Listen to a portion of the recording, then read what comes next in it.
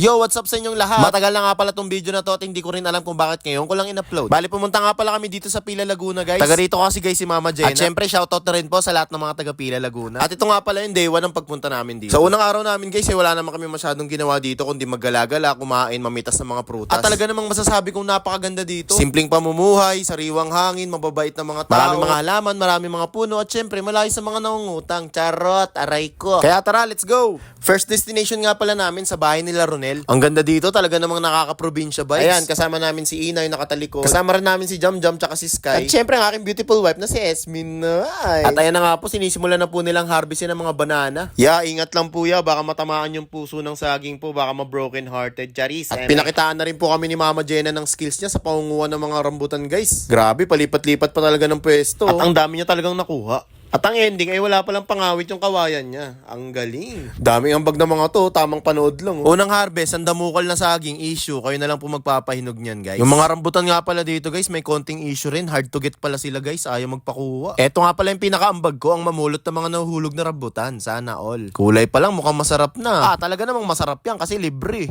Big shoutout at big thank you nga pala kay Ronel kasi siya talaga ang nag-effort na mamitas ng mga prutas. At syempre, maraming salamat din po sa mama ni Ronel dahil pinayagan niya kami mangharbat dito ng mga prutas nila. Thank you po. Next stop namin guys ay bahay naman nila Kuya Eman. Manguha tayo dito guys sa mga kalamansi. Nabalitaan kasi namin guys na marami daw kalamansi dito. Hala grabe guys, ang liliit pala ng kalamansi dito at ang kagandahan pa ay abot kamay mo lang makukuha. So nice! Siya nga pala si Kuya Eman guys. Siya yung may-ari ng bahay, siya rin yung may-ari ng puno at kamag-anak din siya ni Mama Jenna at ngayong araw ay bibigyan niya daw kami ng suha at todo effort pa siyang umakyat sa puno. Grabe ka naman talaga Kuya Eman. I love you. Talaga namang napaka-solid ang mga suha dito guys. Ang bibigat. Meron pong suha dito na naka-skincare pa. At syempre, meron din tayo ditong suha na may bukol-bukol. Nauntog-untog siguro yan, guys.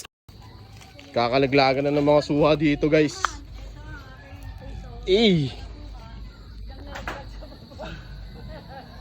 Kaya man, kung masisira lang yung bubong, wag na. Sira na, wala nang sisirain. Walang sira na. Suha. May suha ka na, may bukol ka pa. O siya guys, hanggang dito na lang muna. Wait nyo yung part 2. Thank you for watching. Bye!